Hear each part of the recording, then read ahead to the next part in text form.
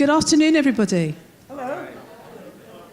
I'm going to do a Don, I think. So I know it's the last session of the day. We've had a great conference, but I think you can do just a little bit better than that. So good afternoon, everybody. Good afternoon. Love it, love it, love it. My name is Lorna Matty, and I'm delighted to be here today chairing this session that's looking at learning ecosystems. I don't know about you, but I'm a personal development manager. I have systems that I have to operate, and one size doesn't always fit all the needs. You have a number of different systems. And how do you integrate those to ensure the right customer experience? And I use the word customer deliberately. So the session today is really about looking at what have you got and how can you make the most of that. As you've heard, and I think in every single session, there's this bridge. How are you going to transfer the learning back into the workplace, which is key to what we do. In this session, we're going to make you work. So you will see some handouts which Ger is my host is showing you in the front here.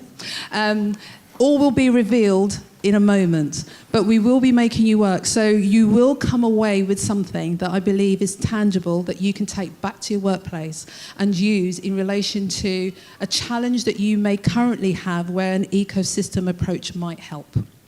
So I'm not going to take up too much time, because we've got a lot that we want to cover, and I'm really excited about what we are going to cover with you. So, without further ado, I'd like to really hand over to Ger, who's going to take you through learning ecosystem today. So, thank you. Thank you.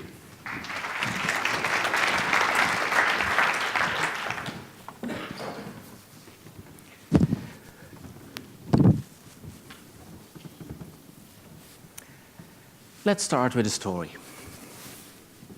Once upon a time, there were 3 brothers. That's how stories start. And,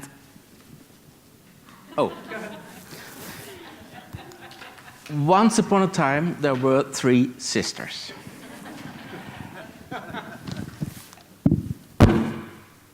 One, two, and this is the third one. As you can see, very different kind of persons, but they could go along quite well. And what happened with these 3 sisters is that they inherited a piece of land. A nice, clean piece of land. So what is it that you are going to do with a piece of land when you are 3 sisters? They made it simple, said, okay, it's an easy one. Let's just split it up in 3 equal pieces, and each of us can just do with their piece of land what they like to do with it. And because they were so different, they did different things. First sister, she said, I don't like gardening. I don't have time for gardening. I just go with the flow. Let nature take its course, and I will see what I get. There will grow something. I will see what nature has for me, and there will always be something nice for me. Second sister, the commercial type. She said, aha, this is a business opportunity. I know these type of apples are very popular these days. So I will make an orchard of it with these type of apples, and I will sell apples, and it will bring me a lot of revenue.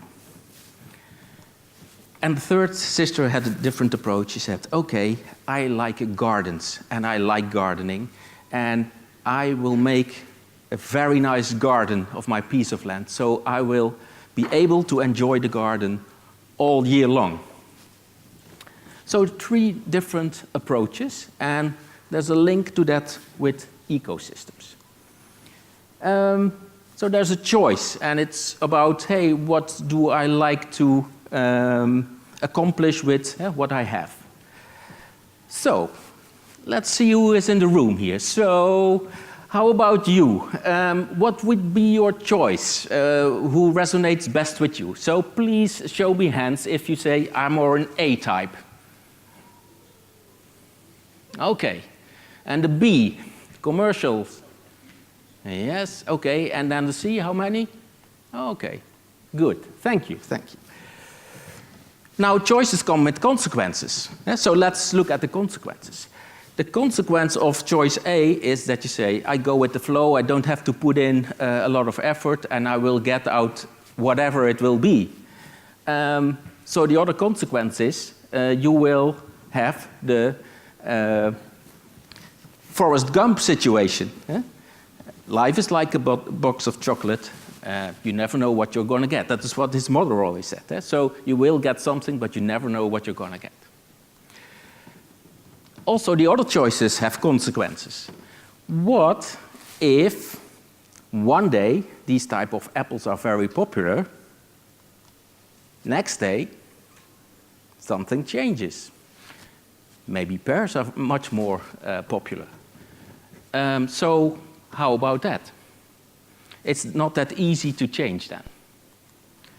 And if you say, I like this nice garden, you have to invest time and money to make it a good garden and to keep it a good garden. So it needs gardening all the time if you want to have the results that you are looking for. So that's the first introduction about ecosystems. And I'm not saying that the one is better than the other. I think, okay, you should see in your own situation, if I'm interested in creating an ecosystem, which one would fit for the purpose and the situation that I'm in. And I will explore a bit more on the garden side, like this one as maybe the ILD one. Okay, let's have a closer look at ecosystem characteristics. And of course, ecosystems come from biology, and later on, IT catched up with ecosystems, so they said, hey, yeah, we have to create an IT ecosystem. If you are in the room, say, okay, I want to know everything about the learning ecosystem based on all those technology stuff and how I can create an IT ecosystem, then there's still time to leave the room, because it won't be the real IT focus. It will be the focus on learning and performance ecosystems. Ecosystem characteristics, and that's based in general on nature or the other approaches. It has different building blocks, and what is specific is that those building blocks are interconnected. So connection is an important word that I will use more often today, and I think that you will use today. These blocks are interdependent. If you take one out, doesn't mean everybody collapses, but it will influence. They will influence each other, so that's important to know. This is the one I like most personally. An ecosystem is both stable, we like stable in organizations, but we also have to be agile. How do we combine that? So an ecosystem is both stable and evolving. And I think that's a real nice feature of an ecosystem. And it has interaction with the context. So the ecosystem will have influence on the context, but the context will also have influence on the ecosystem. And in that sense, it's an evolving phenomena. Okay, can we translate it? Can we use this for an ecosystem for learning and performance? If so, what would it look like, and how could we create and maintain one? First, where to start is with the 3 Ps. And we have the learning and performance ecosystem pop quiz. So I'm looking for the 3 Ps. I need the 3 words that should be here. So I want you to think about it, what should be the 3 Ps. And of course, if you are lucky one, shout first with the right answer. You will get kanjer, Dutch cookie, and blended learning chef cookbook. And if you want to have it signed, the author is in the back of the room, so it's a special day today. Okay, first P. People. No, not really. It's close to people. Plan. A plan. Plan. No. Performance. Who said performance? Yes. Oh, fantastic. Congratulations. Performance. And I heard purpose. Who was purpose? Okay. Purpose over here. Thank you. And it's the first one, but now the last one. The P, it's close to people. But people at work, how do we call them? Professionals. Who said professionals? Okay. Congratulations. So, the 3 Ps to start with for any initiative, if you ask me, to create a performance and learning and performance ecosystem, it's professionals, performance, and purpose. We need direction, we need something to work on.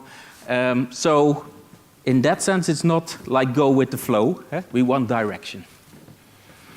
So, you see these worksheets on the table, and I want you to work on your worksheet later. There will be time. But you see 3 places with 3 Ps, so now you know the answers of the 3 Ps. So if you like, you can write down the 3 Ps, what they stand for, on a sheet, and we will use it in a minute. Because first thing about application is this one. I want you to choose a strategic topic. And maybe say, yeah, strategic, ooh, that sounds heavy. Maybe it's not, I'm not into strategy things, whatever. But I will explain later what I mean. Then do the PPP check and consult in pairs and use the ecosystem poster. Before we start with that, I will explain a little more. What is a strategic topic? A strategic topic is a topic within your organization or with a client that you work with, a topic that is high on the agenda. It's important. We have to work on that for a better future, whatever. And there is a senior leader included who feels that she or he is the owner. It's on his or her plate, it's a concern, it has to be done. So when you are thinking about a strategic topic or a topic, think about these characteristics of the topic that you want to work on. Then, if you write down the strategic topic or the topic, then do the check and use professionals, performance, and purpose to check for the relevance and for focus. Because clarify professionals first, because take 1 or 2 target groups of professionals that you have in mind that you want to create this learning and performance support ecosystem for. Because if it's for everybody, at the end, it's for nobody at all. So that focus is important. Clarify performance. So be sure that what you are going to work on has a clear link with work results. Because if it doesn't support how the professionals that we just had in mind, if it doesn't support them get their job done, why should they use it anyway? They will reject it. That's not what we want. And purpose is about the why. The connection with the added value or the relevance of the meaning. Why is it important that we support our professionals with this type of performance? How does it lead to that bigger goal, that higher goal? Because if there's no connection with the purpose, then your initiative will be maybe a hobby, and hobbies don't last long in organizational life in general. So it won't be very sustainable then. So that's some extra input. One example. So as a strategic topic here, I discussed it not long ago with a company who is delivering conveyor belts to airports. And say, okay, their product is conveyor belts, but you can't just shut down an airport and say, okay, we're closed because we are installing this new conveyor belts and come back in a few weeks. So it's always very important that they are very good, not only at conveyor belts, but also at project management. Very good project management is very important for them. So in this example, project management is the strategic topic. Professionals, you can say, okay, it's important for project leaders and for project engineers. And what is the performance? Okay, for project leaders, they have to deliver project results for the customers on time and quality, etc. And maybe it's a bit different for project engineers. They need to be able to show effective collaboration in projects and in teams. And what is the purpose? We deliver on time. That's the purpose for this example. Okay. Now, you saw this before, but please now take some time at your table and work on the first part. Choose a topic, strategic topic, in the organization where you work or a client that you work for. Do the PPP check and then consult in pairs or however you want to do it, and use the ecosystem poster to write down the results, because my purpose is that you leave the room with your first draft ecosystem on the poster. So the bridge is in the session a few times. Please take time and work on it. Let's check. One, maybe two examples. Who says, okay, I found something, I find an interesting theme that I want to work on, and I managed with some support from other ones to define my 3 Ps. Oh. Yes, do you have the microphone, please? Yeah. Please introduce yourself and then... Hi, I'm Daisy Mundy. I work for Arena Consulting. I'm looking at, for my professionals, maths teachers in the further education sector. So they're teaching adults maths. And these students are students who've failed their maths at school or they've never taken it. But now in the UK, you have to have maths at GCSE, grade C or above, in order to do apprenticeships and things like that. So they need their maths teachers now to be able to engage those students who are reluctant learners in the first place. Then they need to be able to find the best way to teach them maths, because they don't like maths and they don't see why they should be doing it anyway. And the purpose behind that is so that they get their maths GCSE at that grade or above. Okay, great, thank you. One more. Who else likes to share? Yeah, Michelle. Hi, it's Michelle Ockers. I am working with a client at the moment. They're an IT software training team in a hospital setting, running training for electronic records management systems, amongst other things, constantly being updated, staff coming in induction. The workforce size is doubling because of integration of 2 hospitals. They are drowning. They can't train any longer. They just cannot use that as their only strategy. So I'm working with them around other approaches to support performance. So the professionals they support are clinicians and administrative staff. The performance outcome is accurate records to support quality patient care, and the purpose is patient care and safety. Great, thank you so much. Okay, nice examples.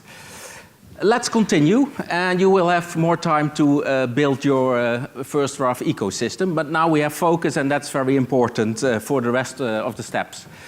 Let's have a look at the components of a learning and performance ecosystem, and it's heavily based on the nice work of Mark Rosenberg and Steve Foreman. They wrote a white paper for the e-learning guild, so you can check that one if you want more background. There are some adjustments to that original model. One of them is these. There are professionals in the middle of them, but in their work they didn't make the connection directly or that explicit with performance and purpose. So this is in the middle of our ecosystem. And then we can just have a look at different elements in and building blocks in the framework. And based on the PPP, we can check what do we have in place for that. So there are different elements. First one, and it's in random order, are assignments. When you want to support people with their jobs, with performance, you don't have to put them in a classroom or an online environment. You can also work with assignments. And we have seen during the conference that doing work during the day is a way of learning. My personal opinion is that just doing work without any reflection or whatever it might be a poor way of learning. And I do believe that if we combine doing our work with reflection or with specific assignments and see how we did and gather feedback and that kind of things, then it becomes real learning. And so there has to be a bit of engineering, designing around learning from the job. And you can make that design via assignment. So that's the first one. Then training. Of course, any kind of training can be very useful to support people to perform better. Can be classroom, online, whatever.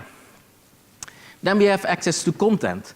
I liked during the conference there was quite some attention for access to content. And you see the Google sign here.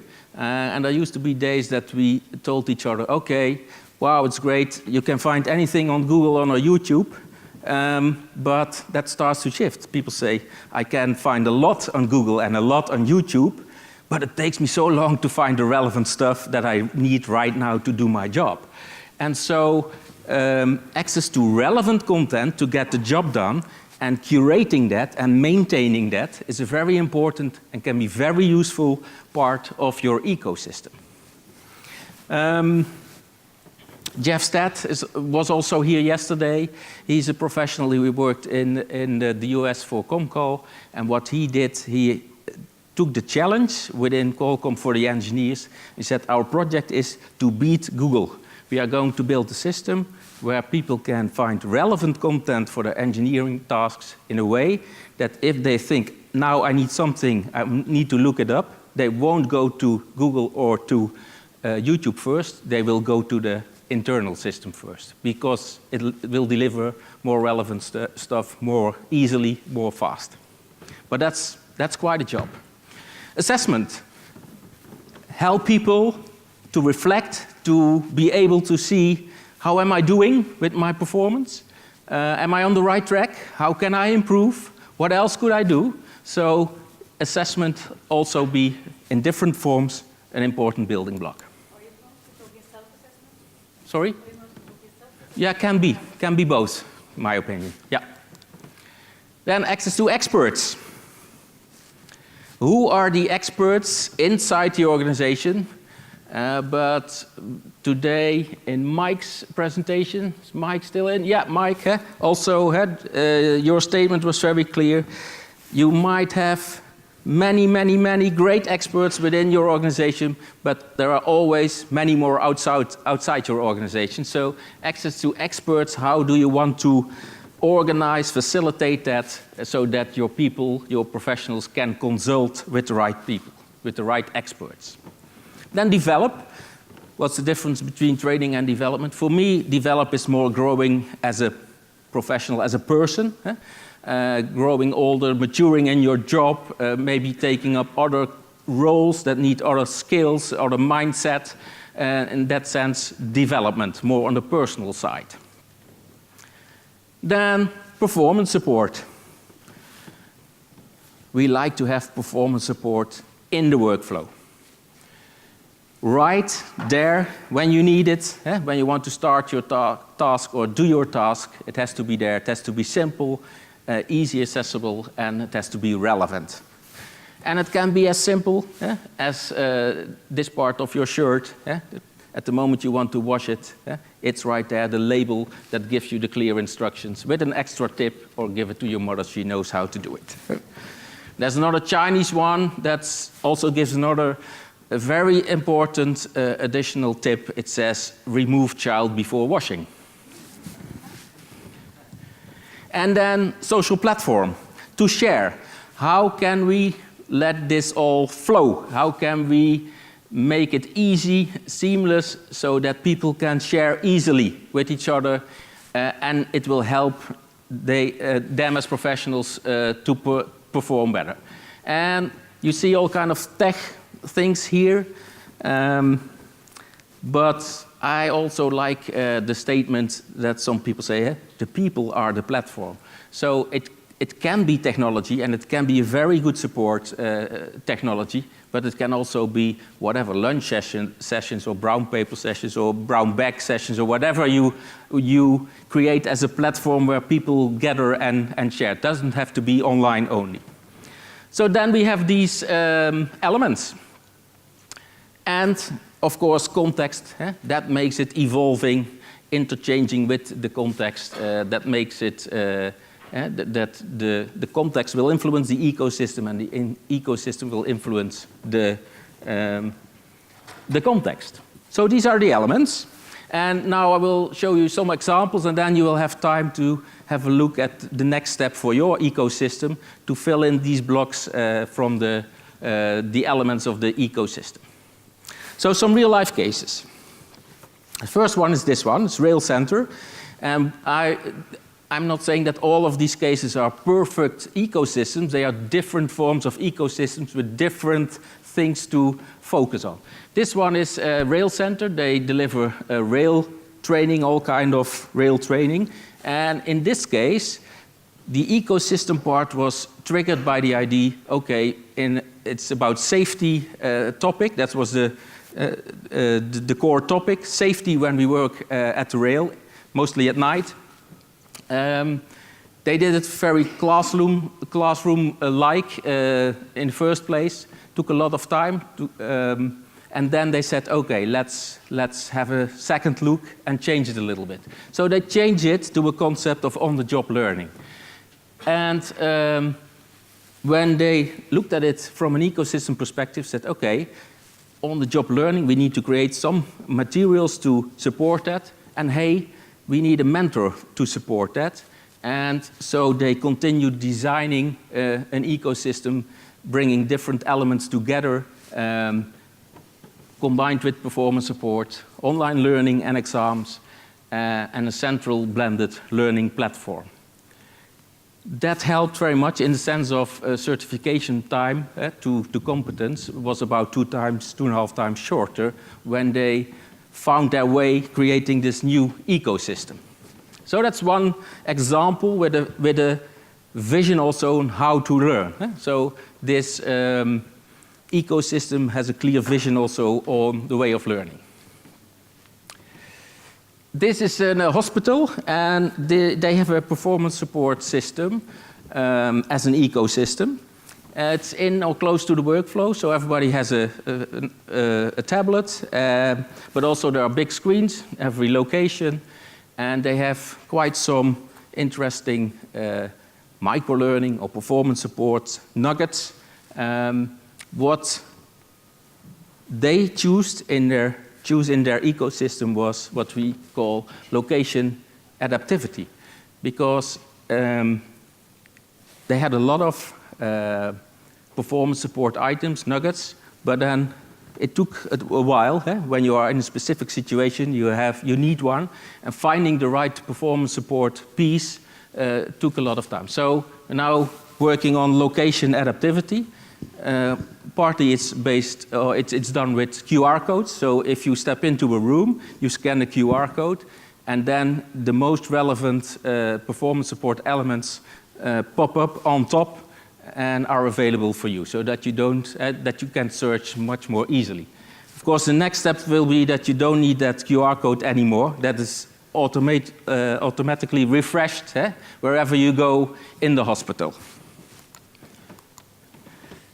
Another one from aerospace industry, a program,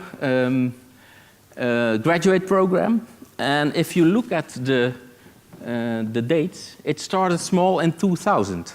2000, that's a long time ago. Yes, indeed, that's a long time ago. But that's an important one. If you want to build, create, maintain an ecosystem, you can't have it on Monday. You need time to build it and to create it. And quite often it starts small and it evolves to something bigger. And it became the best program in the Benelux in 2013. Now we are in 2019. Last year, this program almost died. Because the company was taken over by another company. But the fundamentals of the ecosystem, and that were most people who had a good experience with the program, after they found out, hey, what's going on? We didn't pay attention to this program and this ecosystem. They woke up, so to say, and they said, okay, let's revive the program. And now it's very well appreciated by the new owner, and so there's a real revival of this program. Next one is on an industrial level, a whole industry. So it's about the mental health care industry in the Netherlands, and I want to show you a short video from this one. GGZ Academy is nu een vereniging van meer dan 50 GGZ-instellingen die samenwerken in de bij- en nascholing van hun medewerkers. GGZ Academy is geen opleider.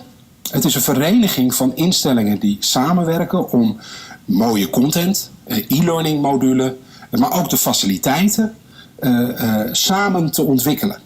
En die gebruiken de instellingen vervolgens zelf om daar scholing van te maken voor hun eigen medewerkers. Dus de werkelijke opleiders van GGZ Academy, dat zijn Parnassia, dat is Nova Decentron, dat is Iriszorg. Dat zijn al die leden van GGZ Academy zelf. Hoe mooi is het om een training te hebben waar je kunt communiceren als cursist, ook met cursisten die bij een andere instelling gebruik maken van die content. Hoe mooi is het om een cursus te kunnen organiseren dat je maar 1 trainer hoeft op te leiden, maar dat je dan wel meteen met cursisten van meerdere instellingen tegelijkertijd aan de slag kunt. Nou, dat zijn allemaal uitgangspunten die met het Centraal Leerplatform ingevuld worden. Het Centrale Leerplatform wordt door onze leden eigenlijk op 2 manieren gebruikt. Een deel van de leden maakt native gebruik van het Centraal Leerplatform. Het andere deel van de leden maakt via LTI gebruik van onze content. Dat betekent dat ze ook een eigen leeromgeving hebben in het ecosysteem, waar ze cursussen kunnen aanpassen, materialen kunnen toevoegen, zaken kunnen organiseren zoals ze dat zelf willen. Alleen de cursisten gaan niet rechtstreeks naar die leeromgeving, maar die komen via een LTI-koppeling vanuit een externe leeromgeving, een leeromgeving die het lid zelf al heeft. Bij de keuze voor het Centrale Leerplatform was het voor leden van GGZ Academy ook belangrijk dat ze meer invloed uit konden oefenen op de vorm van de cursussen zelf. Waar ze een paar jaar geleden het moesten doen met een scormpakket van een uur of 4 waar ze niks meer in konden veranderen, zijn we nu overgegaan op een aanpak waarin we een leertraject ontwikkelen in aNewSpring. Waarbij er kleine brokjes zijn die ze niet kunnen aanpassen, maar ze zelf wel een keuze kunnen maken welke elementen ze erin zetten of eruit halen, of ook keuzes kunnen maken om er iets aan toe te voegen, om het wat meer de eigen kleuring van de instelling te geven. En we zien dat er langzamerhand echt heel duidelijke opbrengsten zijn.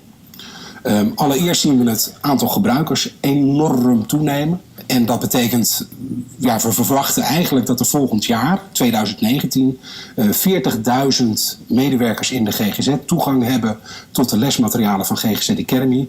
En dat zijn alles bij elkaar meer dan de helft van de medewerkers die überhaupt werkzaam zijn in de GGZ.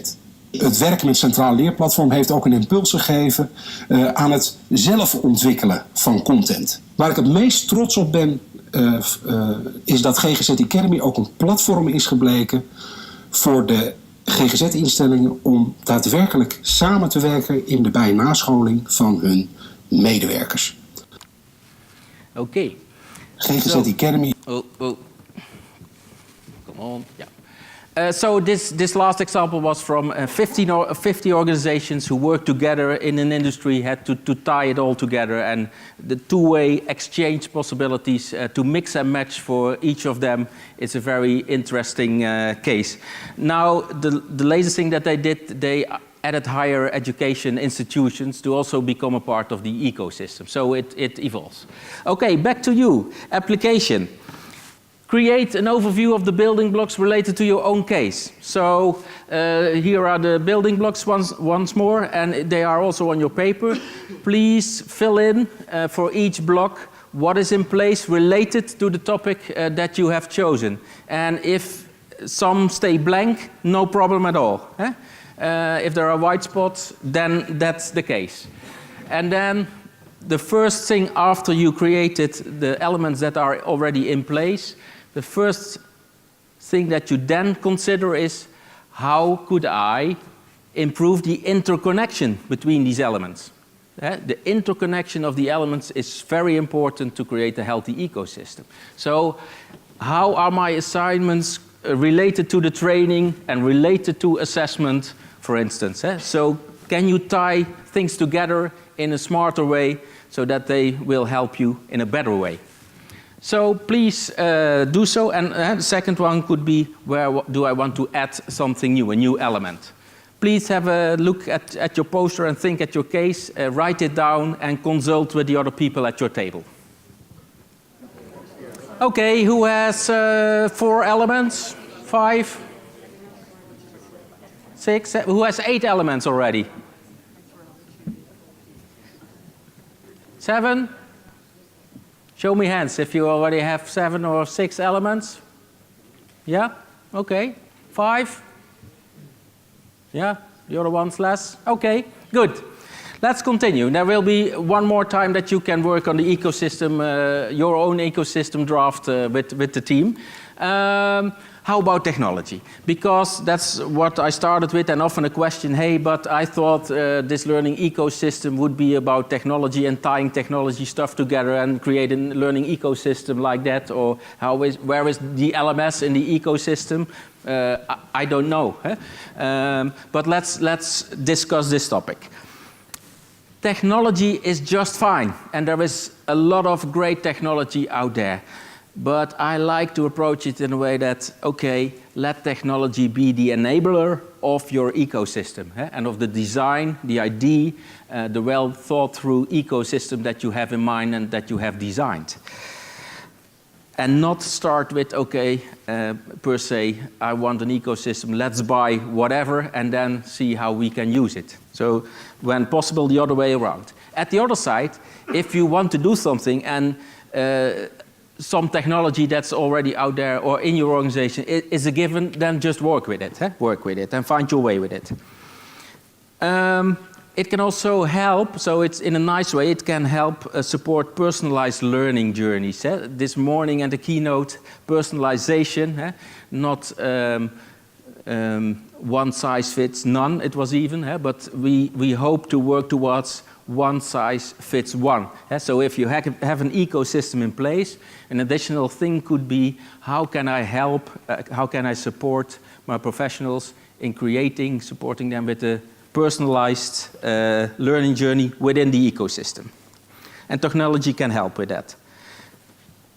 Functionality first, technology second. That resonates with the first thing. Look what you want to achieve, but you can also sometimes use technological seduction. If you are in an organization and you can't move what's going on, and everybody, or there are few people who are decision makers and they like the bling bling of something specific, then maybe that could be a vehicle for you and say, okay, let's bring it in and then use that to create our learning ecosystem. So that's what I would like to call technological seduction, and it can work once in a while. Then we had a fishbowl event earlier this week with Nigel also in it, and what was very clear from the people out there, there is no thing like the can-do-it-all platform.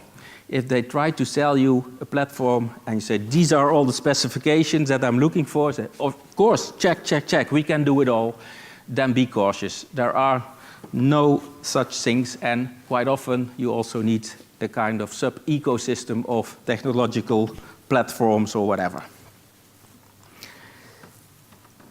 If you want magic, you better go to Disneyland. It might be cheaper and it's much more fun. So technology is great, and all the new things that are possible, it's amazing. But it doesn't mean it's magic. So if you want magic, go to Disneyland. Remember, quote from my colleague, a fool with a tool is still a fool. And we need you as professionals who know what they are doing, who know about learning, who know how it works. The right tools in the hands of the right people, that will do the job. And it's not if you are a poor performer and whatever, and you bring in a great tool that you solve the situation. Let's talk about governance. How should we create it? Who should own it? Whatever. How can we make it happen, evolve? This is the nicest one. If there is a senior manager within your organization who says, hey, this is my ecosystem, I need this, and don't mess with my ecosystem. Capiche? So an owner who says, this is mine, I need it, I will protect it, I will fund it when needed, I will support it, whatever. Who has this kind of dons in his or her organization that support you? Show me hands, yeah? Okay, not everybody? What then? What should we do? Well, there is an alternative. Who knows what this is? Yeah. You can also work bottom up. Yeah? So these tiny little creatures can build amazing structures like this. Yeah? And early in my career, I read something about it and thought, oh yeah, that's the way to go. And what do I mean with that? Also creating an ecosystem. If you can't find a godfather or godmother in your organization to build the ecosystem, find other people who say, okay, we are on the same track, and it doesn't mean hobby-wise, but it means we are on the same track. These professionals need support to create better performance on this side for this purpose. And if you agree on that and think it's a good thing, work together with them. And if you build from the bottom up, other ones will join. And you can build also very nice ecosystems. Then, to steer. Because it wasn't go with the flow. There is design behind it, but it also evolves. So when it evolves, how could you manage it? How can you steer? Well, steering in this sense is like gardening. You need gardening, so you need to structure your ecosystem and have a look at it once in a while. You have to sow and be patient. You have to water and fertilize once in a while. You have to weed, very important also. Take away what's obsolete, what's dead, what doesn't work. You have to prune, can be very helpful, and you have to replace maybe. And what I guess a gardener does once in a while, say, okay, take a step back. How is everything evolving? Is it still on track what I had in mind? What should I do to facilitate it a little bit so that it grows in the direction that makes sense, that connects with the purpose that we have? And be aware, there will be winters that nothing happens so much, that it's not very exciting. But after winter, always a new spring arrives. So, last one for application. For you, what is needed, what attention is needed in your situation for governance? What attention is needed in your situation for gardening? So please add that to your ecosystem, and when you like, consult with the same people at your table or with different people at your table. Let's go to see some final tips, final remarks from my side. I hope some damn good advice that's also in there. First one. Start small and let it grow. Quite often, if we take blueprint approaches, we think about everything that we want to put in place, and it becomes so huge that it's so hard to manage and to oversee it all. That's what I also like about ecosystem. You just can start small with the most relevant elements and try to increase the interconnections and work from that step by step and let it grow. Second, use what's already available. If there are building blocks available, use them, and also check them again. Are they effective, or can we increase their effectiveness, or should we get rid of them? It's also a possibility, of course, but be sure to use what's already available. Then accept and support user-generated elements. What I mean by that is, okay, you start creating this ecosystem, you work really hard, and there are some people around you maybe work with you, and then one day somebody comes up and says, hey, I have this cool new app, can we give it a place in the ecosystem? Say, oh no, that's my ecosystem, I don't know if that would work, and never seen it before, not invented here or whatever. Be open to that and see, okay, what are the users, and it's for them, what are their ideas, and do they come up with initiatives? And let's try to connect it with the existing ecosystem and give it a place. And you can also always check, does it, can we have the discussion about professionals, performance, and purpose? So that's your checkpoint all the time. Be patient and keep clear sight on the purpose. I remember from the years when corporate culture was very popular, there was this story that the senior manager went to a conference about corporate culture, came back on Friday morning, as you do, and asked his internal consultant, said, hey, I was at a conference about corporate culture. I want corporate culture by Monday. So if you say, I want an ecosystem by Monday, mwah, mwah. Optimize integration of one-trick ponies. That connects also to, hey, there is this new tool outside, there is this new approach outside. Can we bring that new one-trick pony that works so well, can we bring it into the ecosystem and optimize the integration of the one-trick pony? This new video tool, this new whatever content library, just thinking of some of these elements. Very important, be sure that you have enough gardeners. If there are no gardeners, it will be like a box of chocolate. So be sure that you know who the gardeners are, that they know what they have to do with the PPP in mind, so that they can let it evolve, but they can let it evolve in the right direction, and the right direction is connected to PPP. And the last one, accept many owners. So you start building this, and then if it becomes a success, many other people say, hey, that's my ecosystem, I worked on that. I'm not sure if they say ecosystem, they might say program or whatever. And then you say, what's going on? I put in so much effort, it was my idea, it was my initiative. And now all those people saying, hey, look what I created, look what I have done. If that happens, be proud of yourself, because if that happens, you did a real good job creating a healthy ecosystem. That's what I want to end with. Success with creating your ecosystem.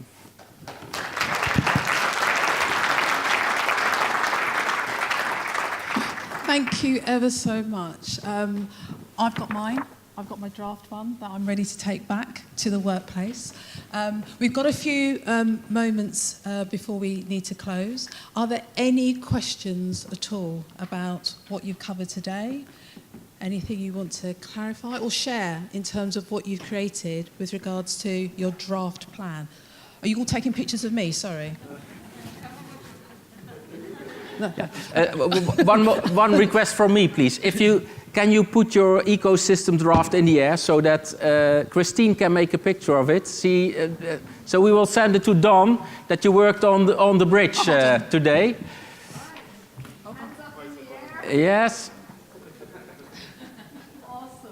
Okay, thank you so much. Nigel. Yeah. My question, Ger, is whether strategic theme is the right word, because it could be that you're building an ecosystem for a cognate group in an organization. For a cognate group, like engineers or project managers, or who have specific needs that are identified, and you don't want to do a different ecosystem every time the theme changes for them. So what I'm saying is one starting point might be around a group of dedicated workforce rather than a specific program in the organization. I'm asking you whether you agree with that or whether I'm talking rubbish. So that it's not a topic in itself to start with, but a group with similar professionals trying to get their work done. Correct. Yeah. Okay, I think that could work. What might be the pitfall, I think, is getting their work done is a lot of tasks. So if you want to have a bit of focus, I think finding those core topics that are most relevant for them to create the best performance might be helpful for more focus. And if you, otherwise it might be a bit too general maybe. But I'm not sure. It's a good idea. We'll think more about it. I'll send you if I have additional thoughts. And maybe somebody else wants to reflect on this or has ideas about this. Yeah? Michelle?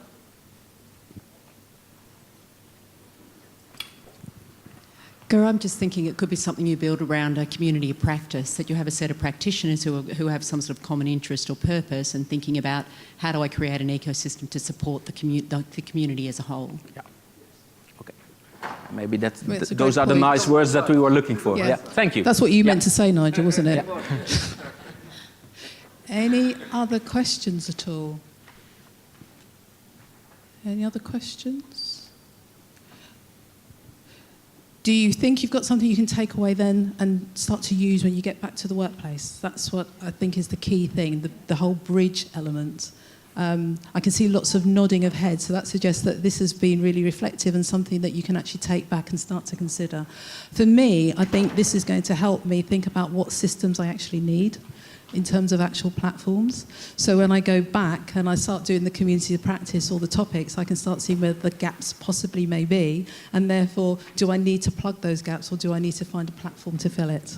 So for me, it's going to help with when I go to the exhibition the next time or next year to take my ecosystem with me and start to think about, well, what is it that I actually need in terms of my people, the purpose, etc. So for me, it's been invaluable. So thank you ever so much. Applause for my chair and for Christine, who is tweeting her thumbs up for the back channel. So thank you so much.